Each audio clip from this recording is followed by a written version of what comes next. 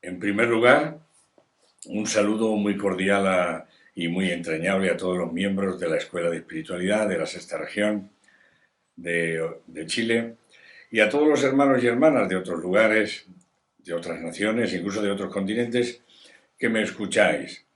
Quiero agradeceros los bonitos mensajes de aliento que he recibido de muchos de vosotros. Eso me ayuda a seguir trabajando. Muchas gracias. El tema de hoy es mucho más amplio de lo que yo lo voy a hacer, pero intentaré decir algo que nos pueda ayudar. Hace referencia a la metodología que hay en el Evangelio, esa con la que trabaja Cristo en su pensamiento, en su voluntad, en sus conductas, en su vida, que nos ayude sobre todo a librarnos de lo inútil, del ser humano en general, por una no comprensión, seguramente muy amplia, de lo que le pasa dentro, frecuentemente lleva mucho peso inútil en la conciencia. Vamos a ver, no sé si va a ser suficiente un encuentro para tratar este tema, a lo mejor hay que hacer dos. De todas formas, pues a lo mejor todavía, no obstante, va a haber que repetir en el siguiente encuentro algunas cosas de las que digo hoy. A grandes rasgos se podría decir que todo el ámbito del conocimiento humano está como dividido en otros dos grandes ámbitos.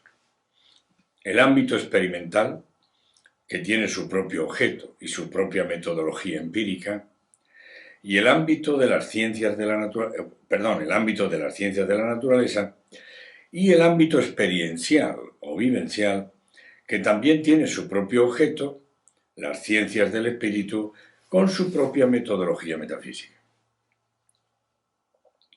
Dice Fernando Riel, querer desprestigiar la metodología experimental para justificar el ámbito experiencial es improcedente, como también lo es el intento de desprestigiar el ámbito experiencial para quedarnos con la aparente seguridad cognitiva de lo que sería sólo justificable bajo la fría metodología estrictamente experimental, que si la absolutizamos, habría cercenado, habría dejado fuera lo mejor de la persona humana. No podemos reducir todo el ser humano, su cuerpo, su alma, su espíritu, no lo podemos reducir porque no es posible a la metodología del ámbito experimental.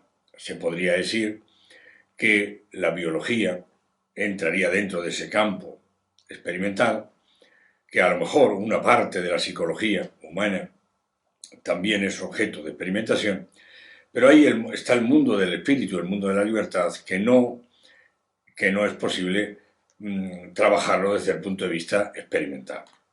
Cuando hoy se pretende que la verdad esté toda en el ámbito de la ciencia, en el ámbito científico, en el ámbito experimental, al meter al ser humano dentro de ese ámbito, lo reducimos tanto que nos cargamos prácticamente la parte más importante y más esencial de la vida humana, que es toda la actividad del espíritu, toda la actividad espiritual, que por otro lado hay que decir que es el lugar del poder o de la potestad de la cual echa mano el ser humano para poder poner orden al desorden mental y afectivo que padece en estructuras más bajas de su psicología, de su ser. La forma de abordar el ámbito correspondiente al espíritu humano no es finalmente la misma que la forma de abordar el ámbito correspondiente a la materia. Los dos objetos están presentes en la conciencia humana, pero no pueden ser abordados por la misma metodología, como hemos dicho hace un momento. Querer conocer el espíritu humano, lo mismo que se conocen las partículas elementales de la materia, es tan absurdo como utilizar el termómetro para medir el grado de libertad de un individuo. No es posible. Hay que tener en cuenta que los mitos no se originan solo de la incapacidad de la ciencia para explicar una realidad en un momento dado. Lo que a mí me parece ver, y esto también lo dice Fernando Rielo en una de sus obras, el científico y el ilustrado pueden incurrir lo mismo que el iletrado, ese que no tiene muchas letras, en la misma actitud supersticiosa.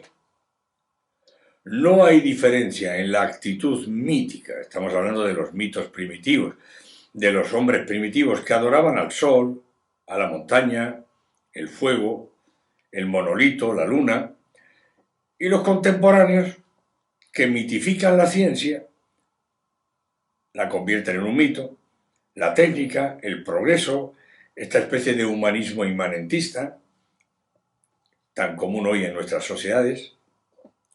Solo hay diferencia de aptitud. Se puede ser muy apto en ciencia y en cultura, y al mismo tiempo coincidir con la actitud que posee un ignorante, o como antes afirmábamos, los pueblos más primitivos.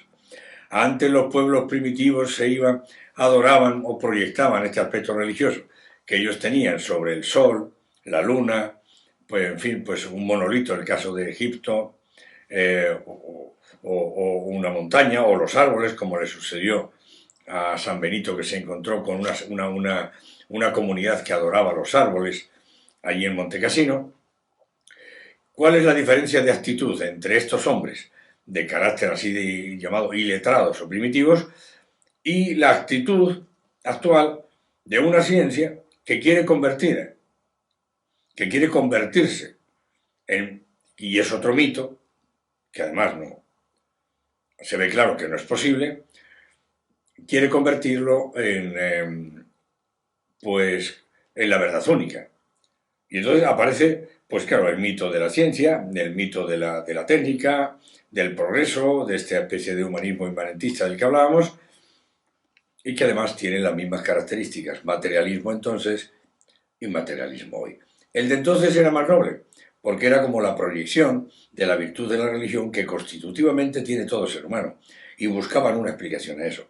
Ahora es al revés, reduzco todo, absolutamente todo, a materia, y de esta manera pienso que he resuelto el problema porque cae todo bajo el método experimental e inductivo, ¿no? Hasta aquí nos basta, digamos, a los dos métodos saber, o sea, nos basta saber que los dos métodos se dan en la conciencia humana, donde reside el verdadero poder, y que por tanto el ser humano es, como ya hemos dicho antes, más que todo método y más que toda ciencia. No sé, yo por ejemplo, no he visto estos métodos caminar por la calle. Los dos métodos, el inductivo y el deductivo, el ámbito experimental y el ámbito experiencial, se dan en el ser humano. Es el ser humano, es el sujeto que es más que todo método y mucho más que toda ciencia. Entrando en lo que realmente nos interesa hoy, que son las ciencias del espíritu, esto han sido unas notas para introducirnos en la necesidad que tiene el método experiencial o vivencial de una metodología, lo mismo que existe una metodología en el ámbito experimental. Y no se pueden cambiar los métodos, no se pueden intercambiar. En el pasado se ha dado el hecho de que hemos querido, con un método puramente deductivo o filosófico, explicar toda la materia, y al final lo que hemos hecho es filosofía de la ciencia, y mal hecha muchas veces, pero no hemos hecho ciencia. Entonces, cada objeto tiene su propio método, y el objeto de las ciencias de la naturaleza tiene su propio método experimental, y el objeto de la ciencia del espíritu tiene su propio método vivencial o experiencial, metafísico.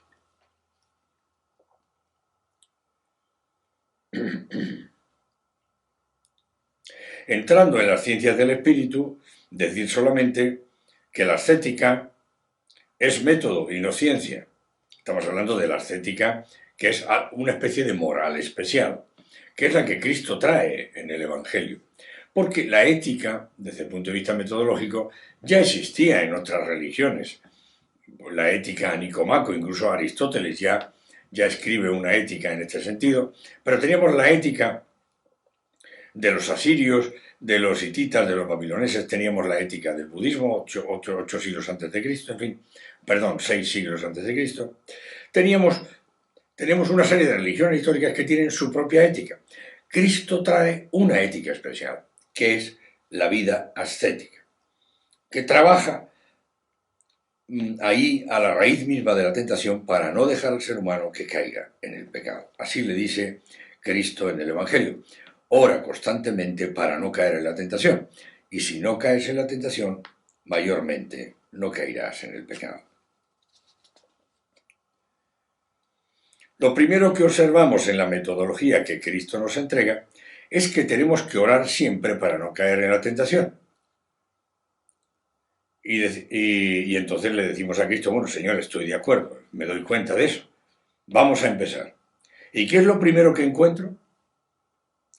Pues encuentro una mente llena de rumores, pensamientos inútiles, obsesivos, inoportunos, en fin, encuentro de todo. Es como un cajón desastre, donde está todo mezclado y nada diferenciado. Ahí descubrimos que la verdadera naturaleza de la mente no es el ruido, que no nos permite escuchar a Dios, sino el silencio. Observamos la gran dispersión de nuestra mente y también descubrimos la necesidad del recogimiento. Una mente dispersa tiene necesidad de estar recogida, porque una mente dispersa es como una mariposita que está de flor en flor, esta flor me gusta, esta también, y es una mente peligrosa. Es decir, la mente humana tiene esa característica del silencio y del recogimiento que seguramente es necesario a la dispersión con la cual hemos vivido una buena parte de nuestra vida. Claro, uno puede decir, bueno, y esto me parece casi natural o connatural a mi esencia, porque yo desde que me conozco he vivido en el rumor.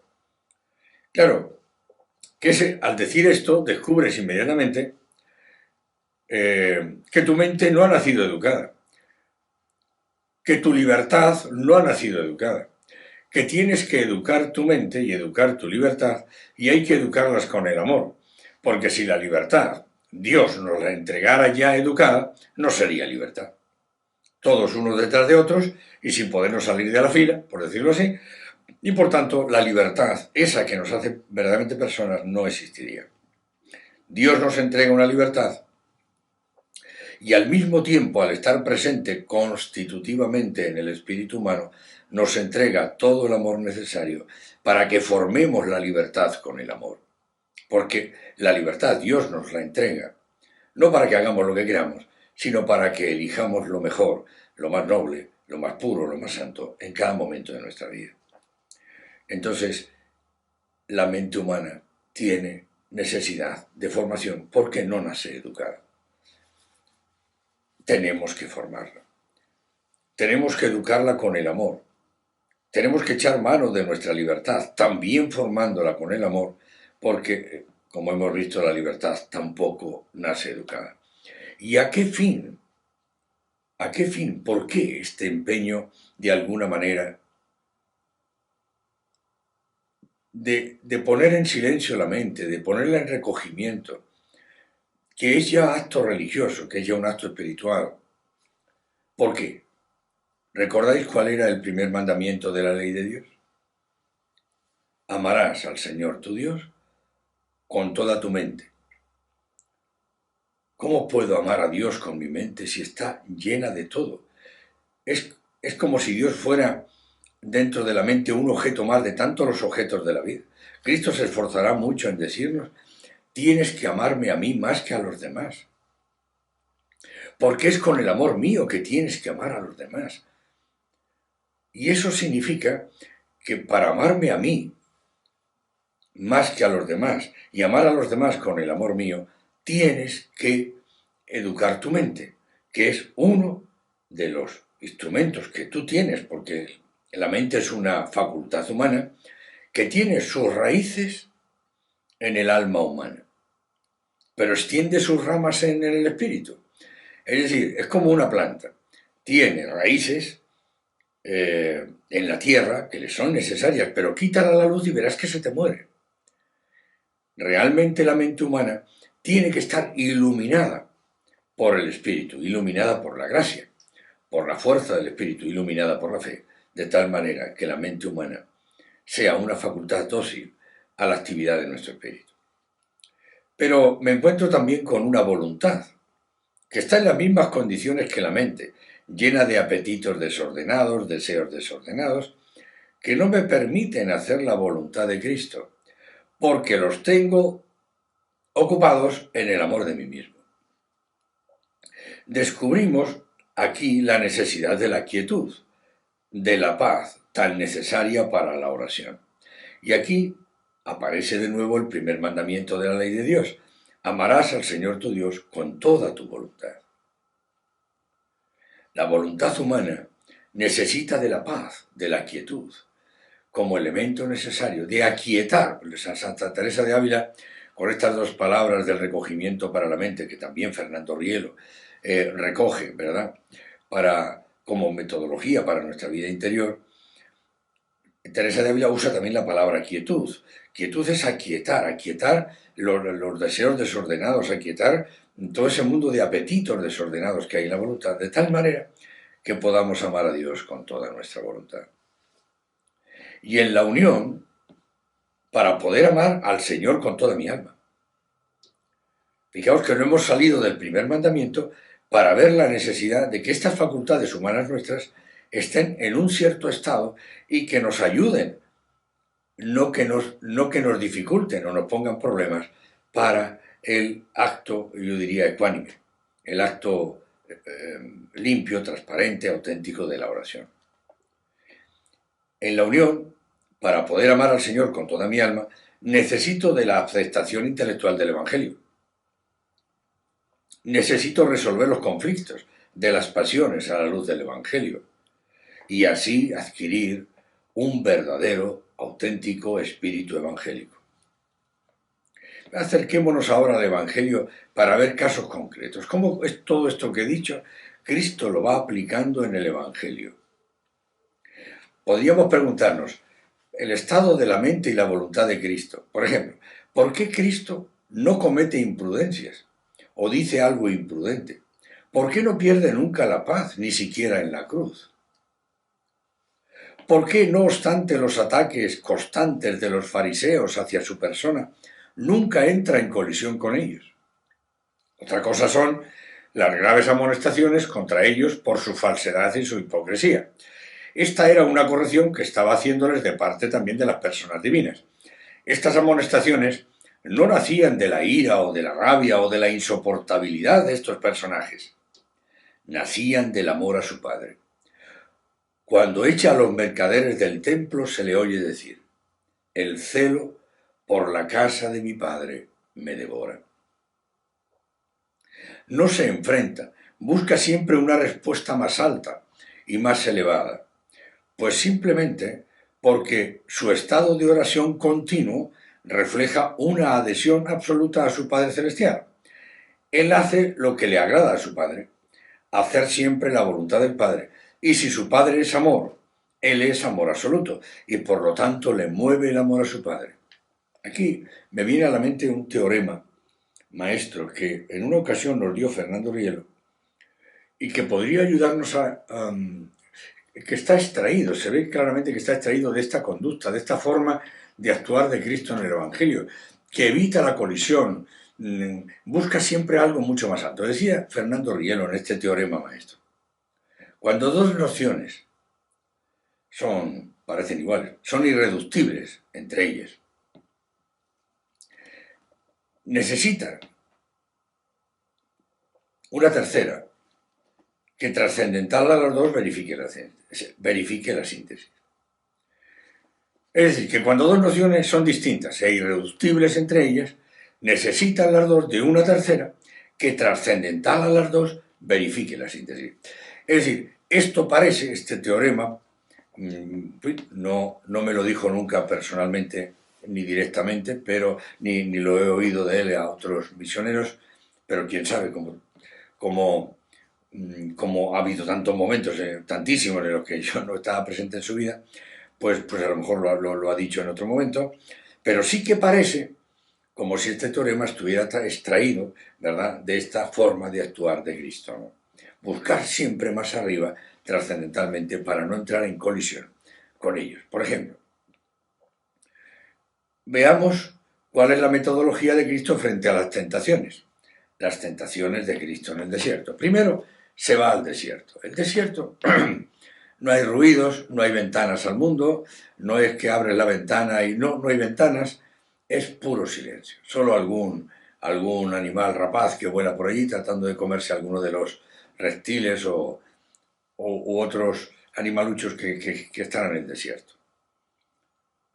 Bueno, en ese estado de silencio, Cristo padece las tentaciones del diablo. Se retira a orar y lo primero que busca es el silencio. En estas tres tentaciones que le propone el diablo, las podríamos resumir en tres notas: vanidad de la vida, vanidad política y vanidad religiosa.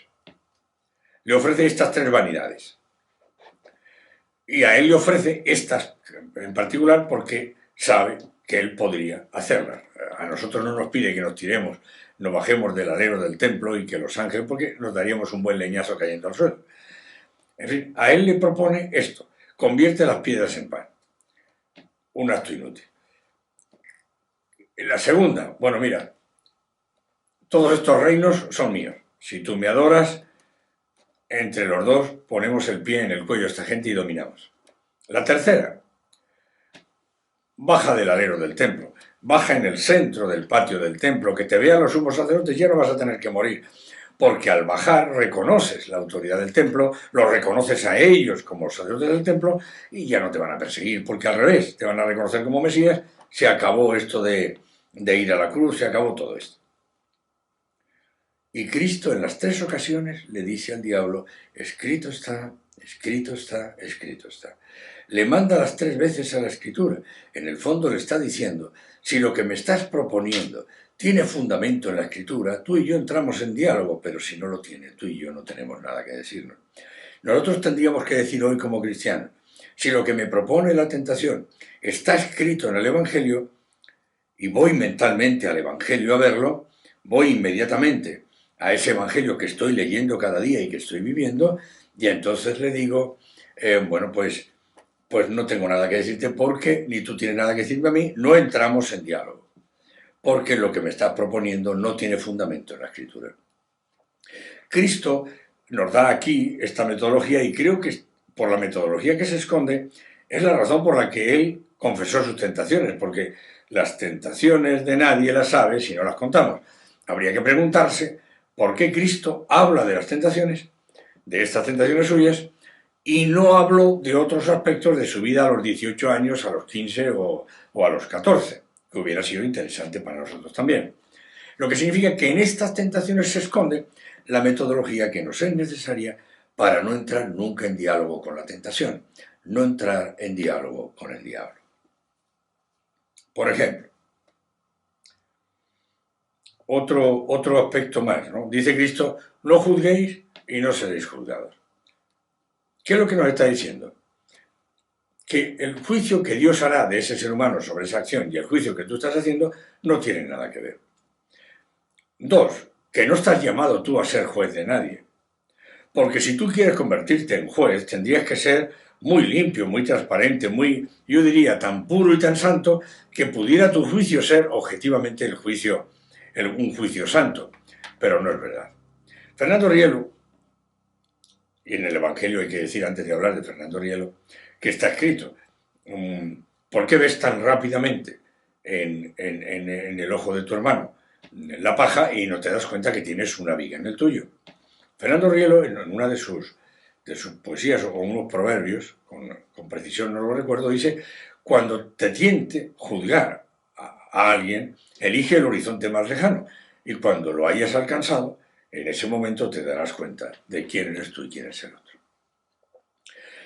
¿Qué se nos está diciendo? Que si tuviéramos conciencia de la cantidad de veces que Dios me tiene que perdonar a mí todos los días, y que en vez de juzgarme y condenarme me perdona, me ayuda, me consuela, me estimula, me lanza para adelante, para que pueda seguir avanzando, yo tendría que hacer lo mismo con los demás. En un acto de honestidad, yo tendría que hacer con los demás lo mismo que Dios hace conmigo. Por tanto, no estoy llamado a juzgar. Por otro lado, en la vida civil, cuando uno comete algo, siempre le dan un abogado defensor. Pero en este juicio del que estamos hablando, este juicio humano, Nos sucede frecuentemente que metemos al ser humano en la cárcel y además cerramos la puerta y ponemos el cerrojo y ponemos el candado y no le damos ninguna posibilidad de que se defienda. Porque ese juicio que yo estoy haciendo pienso que es así y nada más que así. Cuando en realidad nunca podré demostrar que ese juicio mío es verdadero, ni que lo que yo pienso por el simple hecho de pensarlo tenga la verdad dentro. De eso tenemos que revisarnos todos. Veamos otro modo, otro momento. El caso del tributo al César. Le quieren coger en trampa y cualquiera de nosotros se habría puesto nervioso. Cristo no se pone nervioso. Llegan y le dicen, ¿es lícito o no pagar el tributo al César?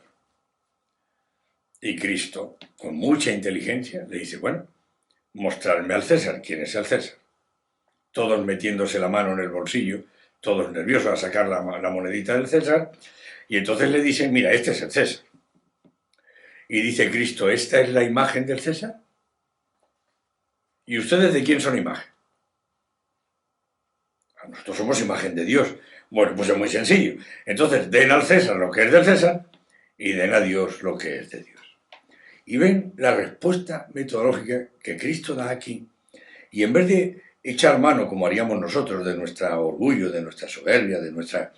para dar una respuesta a un personaje que nos viene, o una serie de personajes que nos vienen con tanta malicia detrás, Cristo desenmascara esa malicia, se sube más arriba y les dice que si son hijos de Dios no se pueden permitir eso que están haciendo. Es maravilloso este modo que él tiene de metodológico de actuar en relación con nosotros, ¿no? ¿Quién diría, por ejemplo, que no hay necesidad de vigilar constantemente sobre nuestros pensamientos, deseos o actos, ¿no? ¿Cuánto pensamiento hay en nuestra cabeza que va y viene todos los días, como hemos dicho ya, y que tiene necesidad la mente humana de recogimiento? Pues esta idea de vigilad constantemente, orad y vigilad constantemente, es metodológica. Pertenece, digamos, es como la ayuda, los catecúmenos que ayudan a la oración continua. Nos es necesario ese estado de vigilar y orar al mismo tiempo, en ese estado continuo de oración, porque la vigilancia es como atención a todo lo que realmente me llega. Porque hasta ahora, hasta este instante a lo mejor en nuestra historia humana, todo lo que nos ha llegado a la mente nos lo hemos tragado como un pavo, sin además distinguir si realmente me ayudaba, no me ayudaba, si era noble, si no era noble. Es decir, comulgamos con todo lo que llega y claro, nos provoca indigestión moral. ¿Cuál es la verdadera actitud? La que Cristo denuncia aquí. Tienes que aprender a parar en el umbral mismo de la mente todo eso que llega y para poderlo parar y ver si me ayudará o no me ayudará, si lo tengo que tirar al cubo de la basura o tengo que tenérmelo, tengo necesidad de ese estado de vigilancia y de atención en mi mente. Que no tiene que ser un estado obsesivo, sino ese estado como de atención espiritual, ese estado como de visión de mi espíritu sobre lo que pasa en esferas más, yo diría, más bajas de mi ser, como es mi mente, mi voluntad, para ver qué tengo que hacer con eso que me llega. Porque seguramente en nuestra historia personal, en la de todos, precisamente por eso que decíamos antes, de que la mente humana y la voluntad no nacen educadas, nos hemos ido tragando todo lo que llega, todo lo que en la televisión nos mete por los ojos, todo lo que... y no hemos distinguido, no nos hemos dado cuenta de que mucho de eso no nos ayuda, mucho de eso no tiene verdad dentro y mucho de eso es mentira, viene impulsado, alimentado por el mismo diablo. Por tanto, la oración continua es metodológica, yo diría, es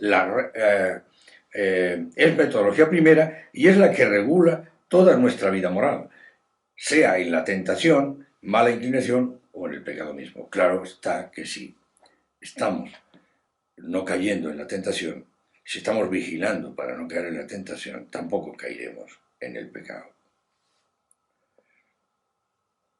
Cuando dice Cristo, y con esto termino por hoy, ¿verdad? Para no cansaros, el que ama a su padre o a su madre, a su hijo o a su hija, más que a mí, no puede ser mi discípulo. Y sigue diciendo, el que ama a su vida, más que a mí, no puede ser mi discípulo. En otro apartado dirá, el que ama su vida la pierde y el que la entrega por mí la gana. ¿Cuál es el mayor egoísmo del ser humano? Su vida, nuestra vida. Nos damos cuenta que es esta vida que protegemos tanto y con tanto cuidado que se nos va escapando y se nos va pasando. La imagen pasa y pasa tantos así que basta ver las fotografías de hace 10 años para ver que ya no te reconocen ni siquiera en las fotografías actuales. Esta imagen va pasando, esta vida va pasando porque no es la verdadera vida. Esta vida se nos queda irremediablemente en los rincones de la historia, muchas veces dejando trozos de nuestra carne y en otros al final se nos queda en el cementerio. La vida, cuando dice Cristo, he venido para que tengan vida y la tengan en abundancia. Cuando nos dice yo soy el camino, la verdad y la vida. Mis palabras son espíritu y son vida. Él está hablando de una vida divina, la que Él vive y la que de alguna manera, en razón de la divina presencia constitutiva de Dios en nosotros y en razón de la gracia santificante misma de Cristo, esa vida es vida divina. La vida que Cristo nos ofrece es una vida divina y que realmente exige que entendamos que esta vida que tenemos o la entregamos y la convertimos en un acto de servicio constante, en algo que merezca la pena, o realmente se nos escapa, se nos va, se nos va. Decía Fernando Rielo en una ocasión, dice, ¿y qué es el paisaje sino una tenue lápida? Pues es eso, uno mira el paisaje y va viendo cómo tantos y tantos se van quedando en el camino, en la cuneta del camino, y un día pues nos pasará a nosotros también. La verdadera vida es esa que tenemos ahí dentro del Espíritu donde mi Padre está presente, que es mi filiación divina alimentada, nutrida por la gracia santificante de el otro hermano mío, persona divina también, Jesucristo, iluminada por el Espíritu Santo, que no es otra cosa que la misma gracia santificante. Dice Cristo, hablando del Espíritu Santo, cogerá de lo mío y os lo anunciará.